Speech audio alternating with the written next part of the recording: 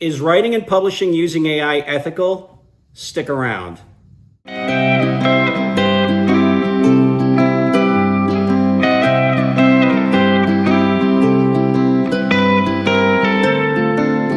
Hey everybody, Dr. Mike Lohle here with another edition of Lohle's Lounge. And today I'm here in the beautiful Seelye Room of the Bethel Public Library in Bethel, Connecticut. Now, this room and house was built in 1842. And today I'm going to talk about something space age, and that's AI. So why did I set it here? Well, other than being a beautiful setting, it's also a quaint concept that I'm going to talk about today that brings us back to simpler times. And that's ethics. Yes, ethics. So when I was in academia, ChatGPT came out, and AI basically was heralded in as the bane of the existence of the average faculty member.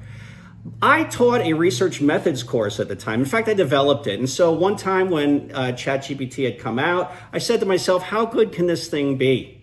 I answered all the questions and did all the papers exclusively using ChatGPT, and it did a phenomenal job.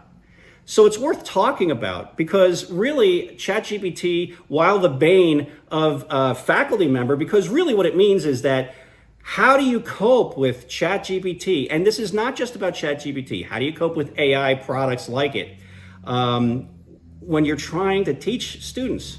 Now, my daughter had a great way of putting it. When I brought up ChatGPT originally, she barked at me, if you want to learn, you don't use ChatGPT. Well, isn't that, again, part of ethics? Right? Can you look yourself in the mirror in the morning and say, hey, I did right. All right. Now, I would be kidding myself if I felt that every student tried to avoid cheating. And, is ChatGPT cheating? That's the question. Is AI cheating? What is ChatGPT? ChatGPT is what they call a chatbot. And simply put, what happens is that, it acts as like an autocomplete on steroids, right? OpenAI, the company that built ChatGPT, and companies like it. Again, think about AI in general. It basically went out there. They had algorithms that crawled the internet, and it's like the most well-read automated assistant that you can have, right? And so what happens is that it doesn't keep answers in a database. It detects patterns and patterns in how people speak. And as you work with it, it has an interface that looks a lot like Google.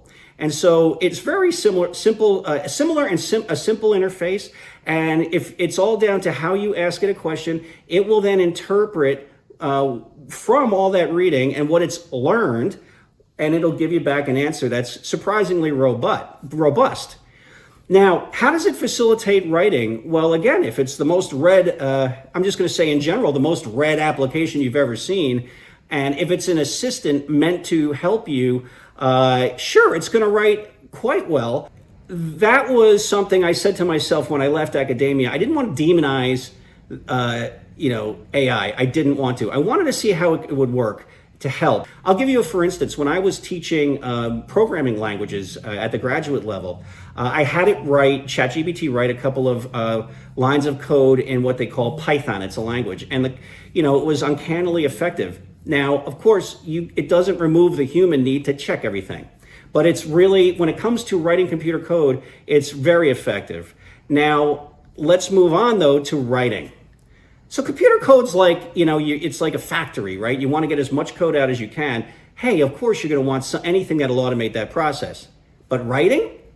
All right, let's talk about this. I have two examples that I'd like to share where I actually found that there was an ethical question in using AI, in this case, ChatGPT, to help write. Now, the first was, I have been asked by a friend of mine to write a workbook for publication about the Institutional Review Board, or IRB. I used to chair an IRB when I was at the University of Bridgeport. To explain to you what that is. An Institutional Review Board is a body established by an institution required by the federal government to protect research participants. All right, so all research must go through the Institutional Review Board to make sure that that happens. I'm so used to the IRB. Frankly, I was tired of it. I knew all the concepts and I didn't really want to. I wanted to save time by getting a reference list together. That's a works cited or a bibliography to folks who don't know what a reference list is. And I said, well, since I know how to do this, all this IRB stuff. I know everything about it. I lived it. I even knew how to translate it to business. Hey, why don't you help me write it interactively? ChatGPT. Well, then I went, after I wrote the thing, and then I ran it through, okay, an AI checker, okay, and they're out there. You don't always have to pay money. There are free ones too. And unfortunately, the checker flagged that the AI said, oh, there was AI used, actually, I should say it that way. And I had to rewrite the whole paper, right? So that was the first time I said to myself, well, that's not a help. Now, theoretically, you could say, well, Mike, you could just submit that thing, but it's not ethical. That's the question. Would I feel good, since I'm an authority in the IRB, the Institutional Review Board, and I'm saying that I'm an authority, to have a computer write something for me because I'm lazy? No. So I had to rewrite it.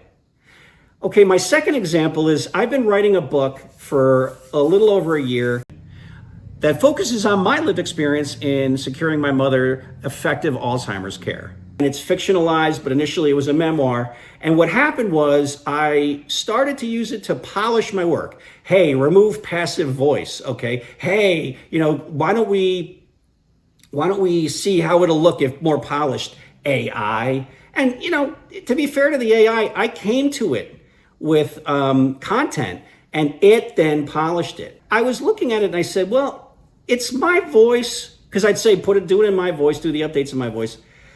But I felt sort of like I was gaming the system, right? And the resulting memoir looked great, but it wasn't, I really felt the need to take the extra step and put it back into my voice. So when it came time to retool it as an upmarket fiction book, basically I decided to use AI more as a brainstorming tool, which is very effective at, and less as a writing tool. I went to a writers conference hosted by former Writer's Digest publishers recently.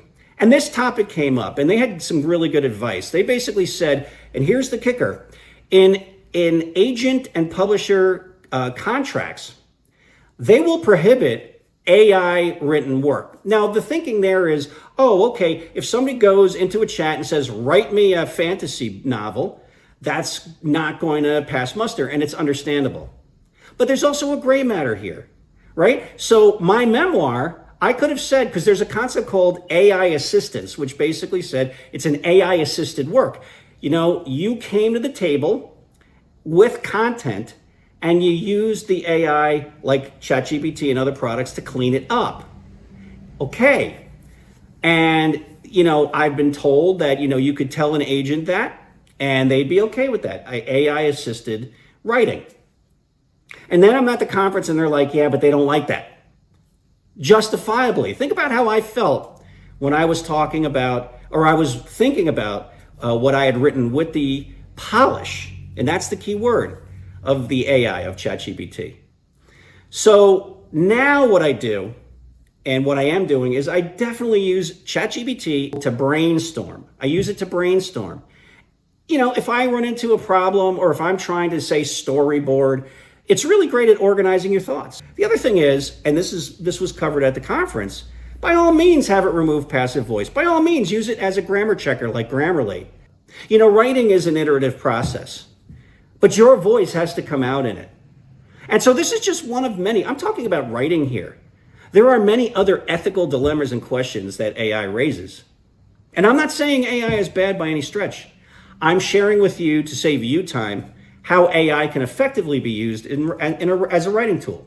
And again, I hope you enjoyed this time in this beautiful room here in the Bethel Public Library. What's old is new again, and ethics never go out of style. I'll see you online.